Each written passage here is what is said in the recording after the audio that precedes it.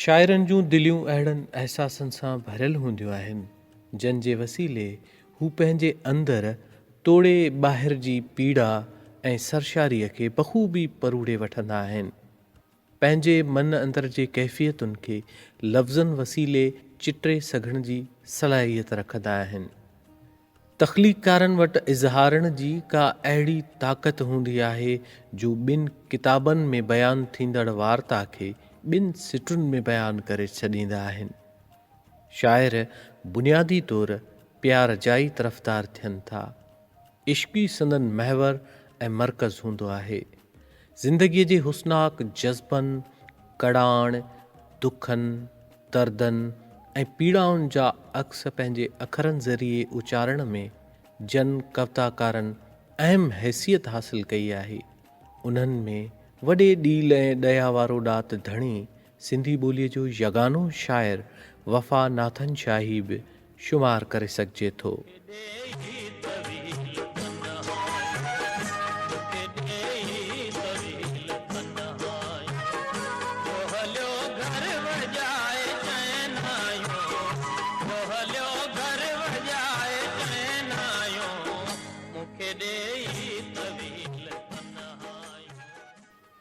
वफ़ा Nathan शाही, जंहिंजो असुलु नालो त मुश्ताक अली कुरैशी हो, हुन 15 मई 1934 ईस्वीअ ते ख़ैरात अली कुरैशीअ जे घर हिंदुस्तान जे शहर अमृतसर जे नंढड़े ॻोठ ककड़ांवाला बंडियाला में जनमु वरितो। क़याम पाकिस्तान बैदि 1947 ईस्वीअ में ख़ैरात अली कुरैशी पंहिंजे कुटुंब सां गॾिजी पाकिस्तान आयो ऐं अची सीता ॻोठ में हिकु ख़ासि ट्रेन ज़रिए पहुतो। सीता ॻोठ खां ख़ैरपुर नाथन शाह जे ॻोठ गोज़े में अची मुस्तक़िल तौरु रहियो ऐं 4 सालनि जे मुश्ताक अली कुरैशी याने वफ़ा नाथन शाही उन्हनि ॾींहंनि खां सिंध जो बणिजी वियो। सिंधी ॿोलीअ सां अहिड़ो लॻाउ थियुसि जो कंहिं थे जातो त विरहाङे जी पीड़ा जो शिकार उहो मुश्ताक अली कुरैशी मुस्तक़बिल में वफ़ा नाथन शाही बणिजी ग़ज़ल जी सिन्फ़ में एतिरो मक़बूल थींदो जो अवामी तौरु खेसि सिंधी ग़ज़ल जे बादशाह शाइर जो लक़ब बि मिलंदो।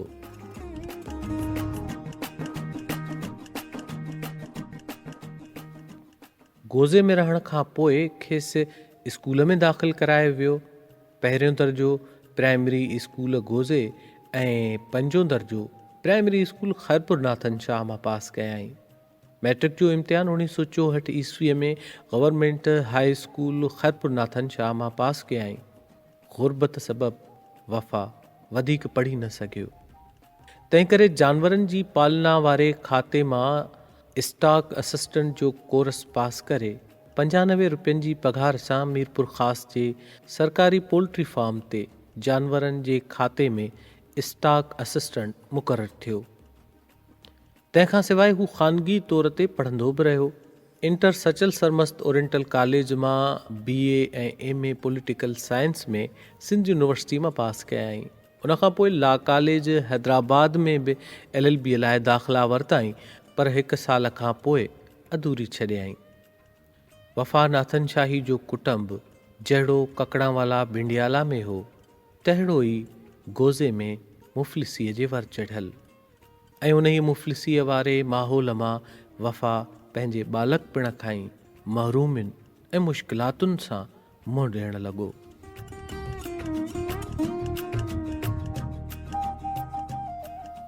जेतोणीकि वफ़ा जी मादरी ज़बान पंजाबी हुई, पर हुन पंहिंजी शाइरीअ लाइ सिंधी ॿोलीअ खे अख़्तियार कयो।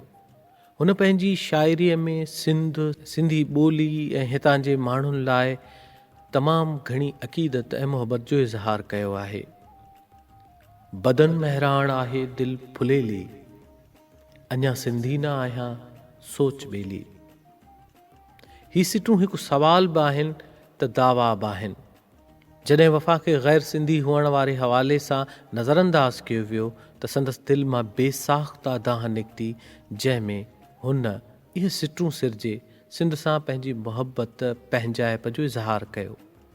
लफ़्ज़ कंहिं बि तख़लीकार जे लुहूअ मां जुड़ंदा आहिनि, जंहिंजो तासीर सदिन पुॼाणा बि ताज़ो ई रहे थो।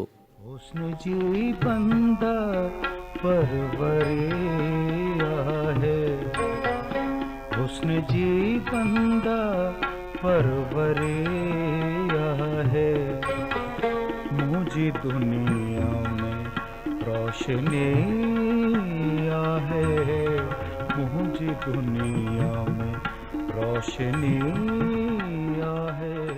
वफ़ा नाथन शाही सिंध जी ठेठ ॿाहिराड़ीअ वारे माहौल में पलियो ऐं वॾो थियो। संदसि दोस्तनि जो हल्को बि सिंधी ॻाल्हाईंदड़ ऐं सिंधी पढ़ंदड़ हो। हुन सिंधी ॿोलीअ खे एतिरो त हीअं सां हंडायो जो अॼु केतिरनि ई सिंधी शाइरनि जे विच में वफ़ा जो क़दु घणनि खां मथां हो नज़र अची रहियो आहे। नंढे लाइ खेसि राग सां तमामु घणी दिलचस्पी हुई, जेका खेसि पंहिंजे वालिद खां विरसे में मिली हुई। हू सुरीलो बि हो, जंहिं करे ई हुनखे निश्तर नातन शाही हिकु मुशाइरे में वठी आयो ऐं उन ॾींहुं हुन पहिरियों ग़ज़ल बि लिखियो, जेको हुन ख़ैरपुर नाथन शाह में उन वक़्त जे हिकु मुख़्तियारकार जी सदारत में थियल मुशाइरे में पढ़ियो।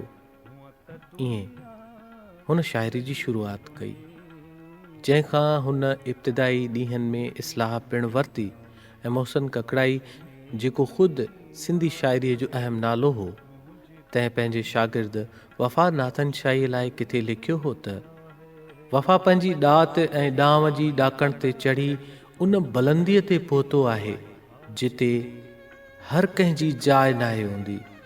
फ़नी तोड़े फ़िक्री लिहाज़ खां वफ़ा जो कलाम पंहिंजो मटि पाण आहे। आमतौर ते अदबी हल्का वफ़ा खे ग़ज़ल जो बादशाह शाइर सॾींदा आहिनि। मां भायां थो त इन खां वधीक ग़ैर सरकारी सतह ते ॿियो कहिड़ो एज़ाज़ या इनाम थी सघे थो। वफ़ा नाथन शाही जी शाइरीअ जा ॿ अहम दौर आहिनि, हिकिड़ो इब्तिदाई ख़ैरपुर नाथन शाह वारो ऐं ॿियो जॾहिं हुन साहिल लुधियानवी, फैज़मंद फैज़ ऐं जोश खां अलावा शेख अयाज़ खे पढ़ण खां पोइ पंहिंजे फ़िक्र, सोच ऐं अंदाज़ में तब्दीली आंदी। हाणे खेसि जदीद ऐं रोशन ख़याल सिंधी शाइरीअ खे असुल माना में सम्झण जो मौक़ो फ़राहम थियो ऐं पोइ वफ़ा नाथन शाही सिंधी शाइरनि जी शाइरीअ जो बि मुतालियो करणु लॻो, जंहिं सबबु संदसि शाइरीअ जे मौज़ूअनि में बि काफ़ी हद ताईं तब्दीली आई।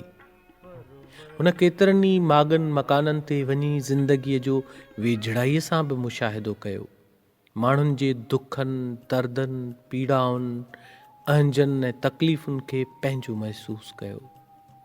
संदसि शाइरीअ अंदरि लफ़्ज़नि जी सूरत में के विजवराका, बादलनि जी गजगोड़, ॼिभियूं ऐं हल्की हल्की तपश बि आहे, जेका संदसि ज़िंदगीअ ऐं फ़न खे हरारत ऐं तवानाई बि अता कंदी रही। वफ़ा नाथन शाही समूरी हयाती ग़ुर्बत में गुज़ारे छॾी। बीमारीअ जे बिस्तरे ताईं बि शाइरीअ सां नातो निभाईंदो रहियो, लिखंदो रहियो, ॼण लिखण ई संदसि हयाती हुजे। वफ़ा कुझु उर्दू ऐं पंजाबीअ में पिणु शाइरी कई। वफ़ा जी शाइरीअ में उहे सभु ख़ूबियूं मौजूदु आहिनि जेकी हिकु क्लासिकल शाइरीअ में मौजूदु हुअणु घुरिजनि, पर जंहिं पज़ीराईअ जो वफ़ा मुस्तहिक़ हो, सा खेसि हयातीअ में न मिली सघी। सिंधी ॿोलीअ जे हिन यगाने शाइर जी शाइरी कुझु किताबनि जी सूरत में बि छपियल आहे। तन में अखियुनि में अलमास, वफ़ा, उजागनि जो अंत ऐं आयो झोल भरे शामिल आहिनि। उन खां अलावा संदसि हज़ारें शेर रिसालनि, अख़बारुनि ऐं दोस्तनि ॾांहुं उमाणियल सूरत में विखरियल आहिनि। इन ॻाल्हि जी ज़रूरत आहे त संदसि कलाम खे यकजा करे मुकमिल सूरत में छपायो वञे। दोस्तनि ॾांहुं लिखियल संदसि तवील ख़तनि खे पिणु किताबी सूरत ॾियारी वञे। संदसि शाइरी, शख़्सियत ऐं अदबी ज़िंदगीअ ते तहक़ीक़ी कमु थियणु घुरिजे त जीअं हिकु शाइर जी हयातीअ जा ख़्वाब ताबीर जो को रस्तो माणे सघनि। सिंध जो ही यकता शाइर वफ़ा नाथन शाही 3 जनवरी 2005 ईस्वीअ ते सिंधी अदब खे हज़ारें तख़लीक़ूं अर्पे असां खां हमेशह लाइ विछड़ी वियो। संदसि कविताऊं सिंधी साहत जो अनमोल ख़ज़ानो आहिनि। हू पंहिंजे तख़लीक़ुनि वसीले सिंध जी अदबी तारीख़ में हमेशह अमर रहंदो।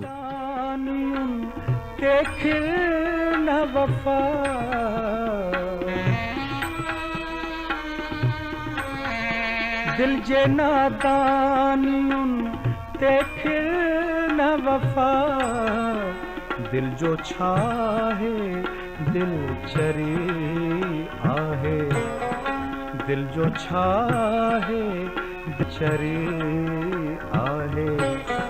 मुंहिंजी दुनिया में रोशनी आहे, मुंहिंजी दुनिया में रोशनी